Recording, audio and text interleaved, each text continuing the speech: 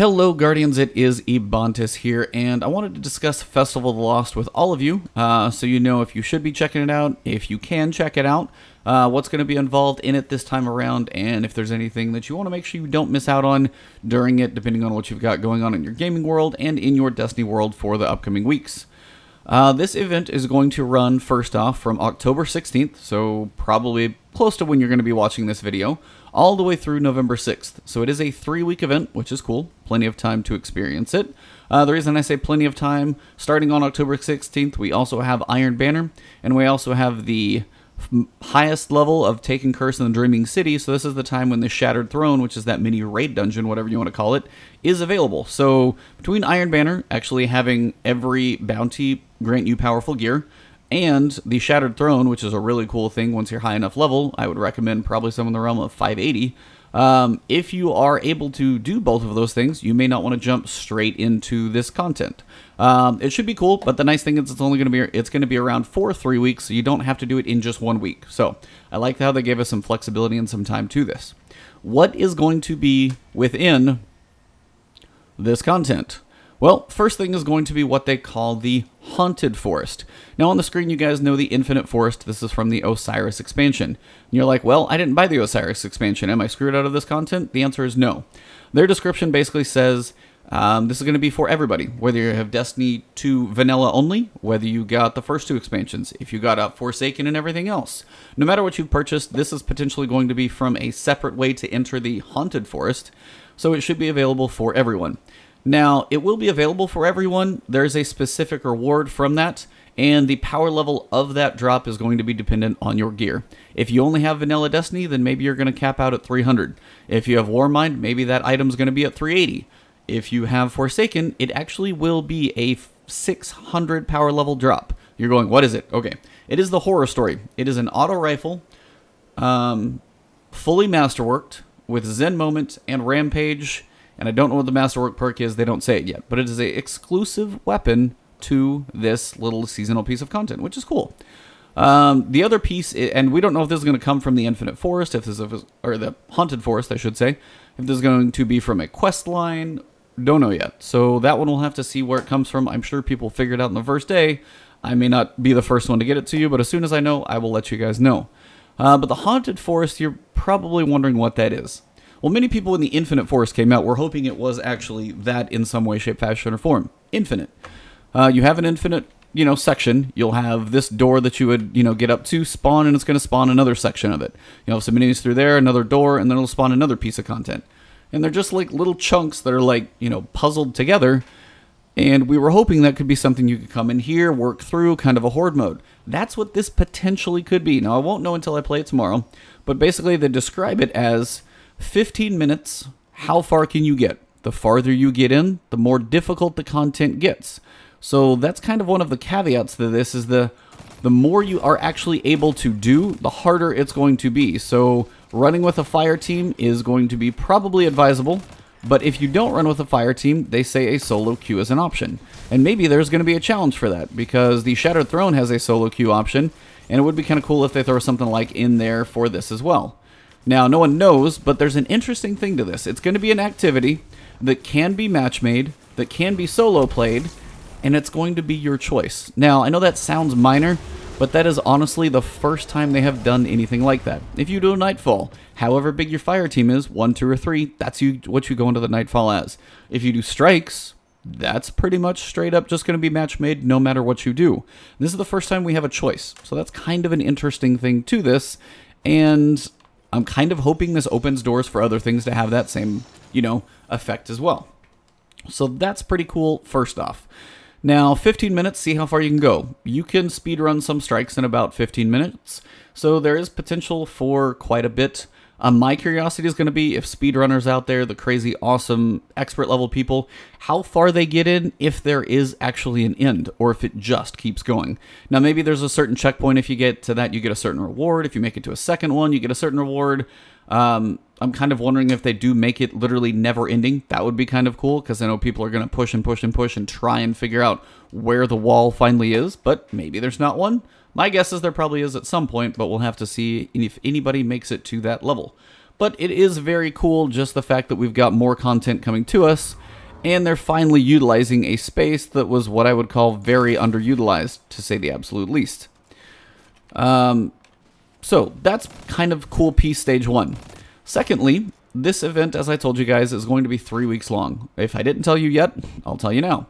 It is from October 16th to November 6th. The final week, the October 30th to November 6th week, that final week, there is going to be a quest, a murder mystery, to solve the murder of Master Ives. Now, Master Ives, in case some of you guys didn't play Destiny 1, he was the Cryptarch, like Master Rahul, but he was on the Reef. So if you played a lot of Trials, you saw him a lot because you were out in that piece of content.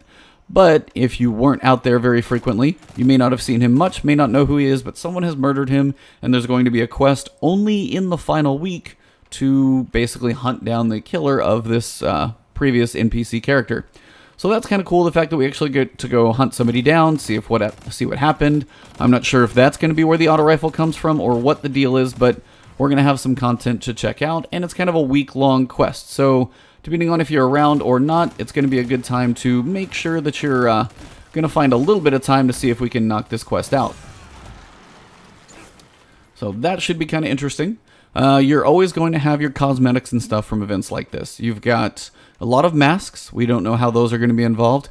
Previously, if you put a mask on, it was obviously in your helm slot, it would be something that would actually lower your light level because it would have 0 light. I mean, it's a cosmetic. It'd be like getting a Eververse piece of armor at 10 light. Now, maybe we'll be able to infuse this stuff, and I'm kind of hoping we do, as we're 600 power level, and if you wear a piece of light that has, like, say, or a piece of armor that has, say, 10 light, you're going to be at like 480 or 490. So it's definitely going to drop you down if it doesn't count for anything. Maybe you'll need to infuse, but I honestly hope not, as the infusion situation is a bit of a pain in the butt. So I'm hoping maybe they just drop it at your power level where it's not going to give you a boost, but it would be something that kind of matches your power level. So that way you're not at too much of a deficit. And then if you do want to infuse, that's kind of up to you. But it shouldn't be something that really hurts you. And that's kind of wondering how they're going to do the light level for the content as well, because we've got anybody can play this content. So maybe they're vanilla, maybe they're something, and maybe just the content scales to your level. Just have to see how that piece goes. But you're going to have some ships. You're going to have some, you're going to have at least one Sparrow I know of. You're going to have some ghosts, probably some shaders coming from this thing. And all throughout this, you're going to have an ephemeral engram. Now, they always have weird names for these, but you're going to be getting the ephemeral engram alongside your, I think it's the steadfast engram for Forsaken. So that's going to be a double engram drop anytime you level up. So as you're playing through, doing normal content, whether it's a raid or anything, you're going to be getting double drops, which is kind of cool.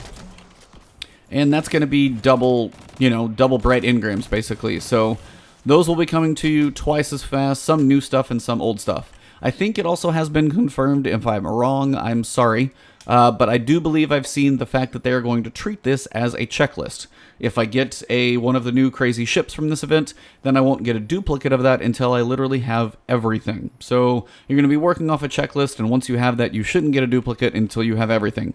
Gives you a better chance to get all the items from an event, and I feel like I've seen a tweet or something out there that this is going to work that way. So hopefully it does, which would be a definite good thing, because if you get duplicates on a cosmetic, hunt and stuff like that, it's really, really frustrating.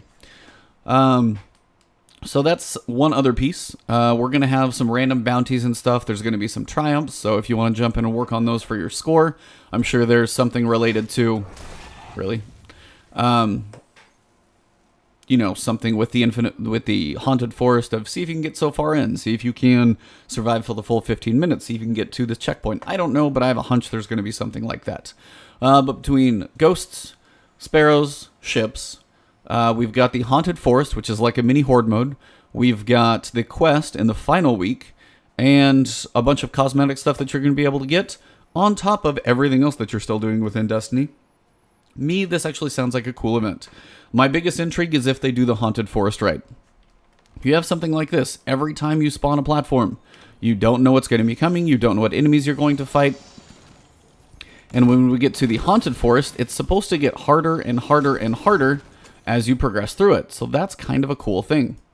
So one thing to make note of is just the fact that it could be like a really cool mode if they do it right, and we won't know until tomorrow. So hold your breath. They actually get this mode right. No basic knowledge of that until we actually get to see it. But other than that, I do want to make a couple reminders again before I get out of here. This does last for 3 weeks, so you don't have to do everything right away. As you're working on your content, remember that on October 16th, you have Iron Banner, worth at least 6 powerful Engrams if you're going to grind some Crucible. You have double Valor during this week of Iron Banner, so spending time in Crucible, if you're working on any of those Crucible quests, will be a good idea to make sure and boost your Valor rank as high as you can. And then you have the Shattered Throne available for your mini dungeon raid. Depending on how many characters you want to run that on, that may also keep you occupied as well. So we have a lot of stuff going on in the world of Destiny.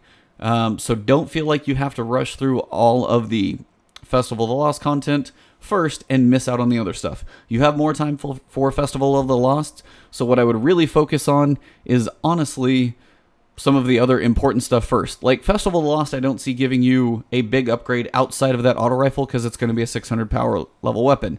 Now, if you're looking for that type of boost, yeah, once we know what that is, I'll post it up, let you guys know what it takes, and that will be something I would recommend because that's just going to boost your light level for anyone, if you can do it. Now, if it's like a light level thing you need to get higher and you need to grind it out, we'll have to see. But on the other side, if you just like, hey, I need to do some triumphs, some basic stuff, but I really want to do the Shattered Throne and Iron Banner, go do that stuff first. Forsaken or Festival of the Lost will be here for 3 weeks. And then the one to mainly remember is that final week when we've got the quest. So I hope this helps you guys out. Hope that gives you guys a preview of what is to come.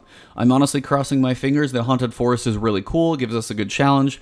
Gives us some stuff to like work on striving towards and gives us like, progression over the 3 weeks to see what some speedrunners and high-skilled PvE players are able to do. So all in all, I'm looking forward to it. I hope you guys are too, but spend your time wisely in this first week. We have a lot of other important stuff that you can knock out.